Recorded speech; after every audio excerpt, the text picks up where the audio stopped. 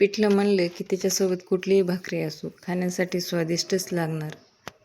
पिठल्यामध्ये गाठी न बनता पिठलं कसं करायचं ते बघू तर. गॅसवर कढई गरम करायला ठेवली. एक पळी तेल ओतले.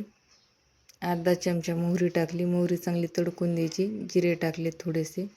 हळद, कढीपत्ता, बारीक कुटलेलं लसूण,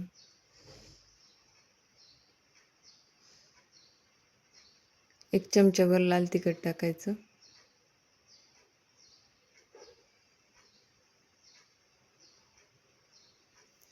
याच्यामध्ये पाणी ओतून घ्यायचे. पाणी 1.5 ग्लास ओतले. अर्धा चमचा मीठ. पाण्याला उकळी येऊ द्यायची. पाण्याला उकळी आली. पाण्याला उकळी आल्यापासून पाण्यात पीठ सोडायचे.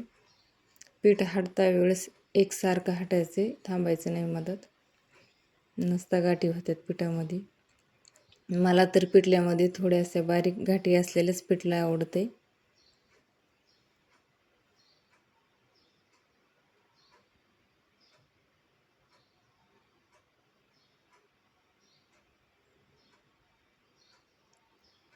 हे असं पीठ हटून घ्यायचे. हटता वेळेस थांबायचं नाही, सारखं हटीत राहायचं.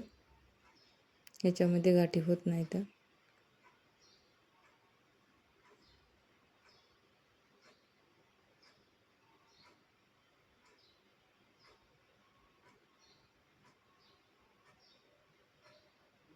थोडंसं शिजून द्यायचं पिठाला अजून.